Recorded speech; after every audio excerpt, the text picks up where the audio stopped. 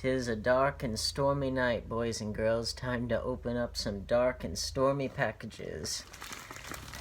So, first one up here, as you can see, I'm wearing my cloak of inky blackness to protect me from the elements. The first one up is from Amazon themselves, and I knew that these were coming, but they're pretty awesome. First one up is the Fritz Lang collection here, which is very shiny. Fritz Lang from Kino. These are the Kino classics. These are the good restorations of his films. If you know anything about me, you know that I'm a big fan of silent films, and especially German expressionist films. And Fritz Lang's the one who did Metropolis, and he did Die Nibelungen, and Dr. Mabuse the Gambler, and a whole bunch of stuff. Like, look here on the back. That's all that this comes with, and I'm pretty sure that it has the complete Metropolis in here. We're gonna find out. Where's the booklet here? Fritz Lang, F.W. Murnau, some of the most renowned artists in Germany of their period. I remembered actually, so 2010, that was when the Metropolis footage was discovered in that warehouse in Argentina, and we have it about as close to finished as we're ever going to get. The whole story is with that film that so much of the footage was lost because, well, it's old, it's 1927, and so there were certain parts that went missing over time, and we never thought we'd see certain parts again, and so to watch the film there had to be a bunch of intertitles to tell us what was happening. But then in Argentina they found some, and they were pretty badly decayed, but they did their best to restore them, and so we have about as good of a version of Metropolis as we're ever going to get. So we have a whole bunch of great stuff here. I cannot wait to check him out because I'm such a big fan of his. Yep, Destiny there. But yeah, do you guys like silent films as much as I do? I hope so, because there's so many great ones to check out. Yep, there's the complete Metropolis right there. And yeah, I mean, Fritz Lang, F.W. Murnau, they were some of the best of their time, and they influenced so many people today. Most people would probably see their influence in someone like Tim Burton. But then again, the robot in Metropolis directly influenced C-3PO, so, that's pretty clear. And then next up, on the other end of the scale, we got one of the best films I've seen recently for just pure entertainment value, the VelociPastor, which, I saw this on Amazon Prime, and I was having a kind of bad day, and this really did cheer me up. It's so entertaining. It's very self-aware. It's very obviously low budget, but also fully aware of its own ridiculousness. It's a Wild Eye release, and it's, as with a lot of low budget films, it's got a really great cover, and then what happens in the film is considerably lower budgeted than that, but you got ninjas in this thing. You've got, just the opening alone, if that doesn't hook you right there, if that doesn't make you laugh, then I don't know what will. But it's right there in the title. It's the VelociPastor. You gotta watch it. It will change your life, I think. Changed my life. But yeah, you got your ninjas, you got martial arts, you got Christianity, you got VelociPastor, you got romance, you got gangs, you got everything you could want in this thing. So definitely give it a watch. So next one, that's all for Amazon. We got eBay now, and this is that buy two get one free deal that I mentioned. We got 6 movies in here. Yep, it's a buy two get one free deal. We're gonna start with some of these. Like we got Black Death here with Sean Bean. This was another one of those ones that were released to Walmart through Voodoo, through their deal with Walmart. And you got the Voodoo code rather, yeah, this is one that I look forward to. Sean Bean, I think, is kind of an underappreciated actor, don't you? You know, and everybody kind of jokes that he always dies, which is true, but it's like, you know, I think that he deserves, I think, better than what he often gets. I thought that this would come with the slipcover, but I guess that it doesn't. I might have to check online, see if I can find it anywhere else. Maybe it doesn't have one, I don't know, but I'll look for it online to see if I can find it. Next one up is Martha, Marcy, May, Marlene, which I know a little bit about. You know, again, this was gonna be it was a blind buy that I had before, and I never watched it in time, but now I'm getting it back. I know it's about like religious cults and about a girl trying to get away from one. You know, and we have so many stories of people that were in cults of various kinds that couldn't get away for various reasons. I mean, you know, the Manson family was one.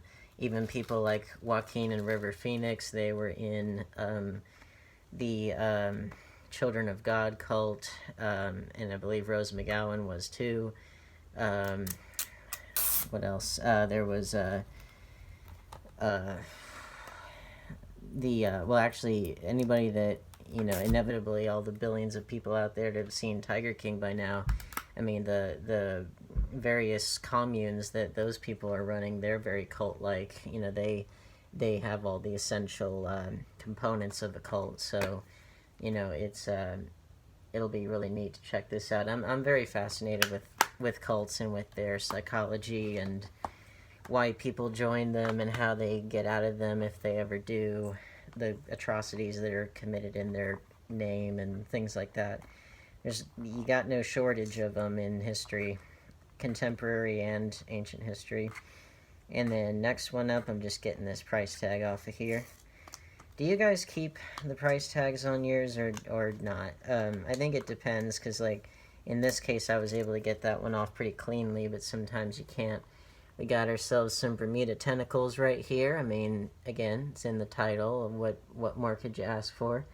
And got our delightful stars there with our special features. You got Trevor Donovan, Jamie Kennedy, and Linda Hamilton from the Terminator films. And we got our disc here. I mean, you gotta love these Sci-Fi Channel or, you know, Asylum these Asylum creature films, like especially with their Sharknado series. And then, you know, this one's got either octopus or giant squid. It's like you can't really go wrong there. And how appropriate that we transition. That was our, you know, first three there, our first buy two get one free thing. And then how appropriate that we transition into these next ones on the list here. A little bit different. We got David Lynch's Blue Velvet on Criterion. Used to have the normal Blu-ray of this, but I knew that they were coming out with the Criterion of it, and I made sure to get this, finally. Huge David Lynch fan. One of my favorite directors. Really, really glad that the Criterion Collection finally put this out. You know, it's one of those... Okay, it's got the booklet here. It's one of those movies that, you know, it was pretty, you know, it got critical acclaim, but it also, like, I know Roger Ebert historically hated it, and his opinion didn't change of it throughout his life. Roger Ebert had a lot of notable differing opinions with the mainstream, whether usually he was more lenient on certain films, and then other ones that got more acclaim, like some things like this, and like The Usual Suspects and things like that, he had a negative review, and he held on to it for, you know, his whole life. And yeah, but I really love this film, and I love what David Lynch does. And you know, this was a very kind of hypnotic film. A lot of his films are, and you know, this was just a great film about the kind of seedy underbelly of Americana, you know, of you know, middle America and suburbia, and that which is seemingly pleasant kind of reveals itself as being unpleasant underneath the surface, which is kind of those are kind of the hallmarks of film noir, and in this case neo-noir. And if you, like I said, I love German Expressionism, and then the kind of the offspring of German Expressionism was film noir in the, you know, from the 30s to the like 50s roughly. You know, I love seeing what neo-noir, you know, which is still around. It's kind of niche, but it's still around. I love seeing what they do to kind of carry on the legacy there. Next up is Stranger Than Paradise by Jim Jarmusch, and you know, this was a film I saw back in college, and I would love to watch it again because it's been so long. I remembered it being very kind of avant-garde and weird and different, which, you know, Jim Jarmusch's stuff is that way. It's kind of a... I've heard it kind of labeled as like a comedy drama, but it's something that it kind of is unlike anything else that I've ever seen, and I think that's a good thing. I think that's a compliment when your movie doesn't really easily fit into cookie-cutter genre expectations, and it just kind of is its own thing. And again, as with a lot of Criterion Collection releases here, we've got, you know, great booklet here with all kinds of great photos and essays and things. As I said before, Criterion, they really go the extra mile to make sure that you're getting, yeah, like their mission is to, that's cool, it's pink. Their goal is always to make sure that you get the finest in cinema. Yeah, continuing series of important classic and contemporary films, and I think that they tend to be true to their mission. And then last but not least, we got a film I've never seen, but I really want to see, The Lure. I heard good things about this from people that I know. You know, it's a mermaid film, which, you know, I don't know about anybody, but like my favorite one of my favorite classic Disney films from when I was a kid was The Little Mermaid. So it's like one of the things that I think it's pretty interesting whenever someone can do something different with mermaid lore. Which actually I saw the movie The Lighthouse recently, and that, well, it wasn't explicitly about mermaids, but it had different elements of different kind of sailors lore, you know, so you got to see like mermaids and, you know, Poseidon and things like that in there. And we got some good, see, each of these Criterions, like they're fold outs, like the booklets here, they fold out in a different way, so you never really know how it's gonna go. Just because I happen to have it right here. For Night of the Living Dead here, it's the essay takes up one side right here, and then it's like a poster on the other side here, so you could hang that up if you wanted, and I was planning to. I need to get a frame for it, but yeah, you never really know what you're gonna get in terms of well, essays or how the booklets fold out or anything like that. So yeah, that's our haul for today. Quite the eclectic crowd, I should say, but, you know, what do you expect? So, hit the subscribe button, hit the bell, hit the like, comment, subscribe, share, set phasers to stun, warp factor 5, and everybody, if you're going outside and it's raining in your area, make sure that you too wear your cloak of inky blackness to protect you, and I'll see you in the next video.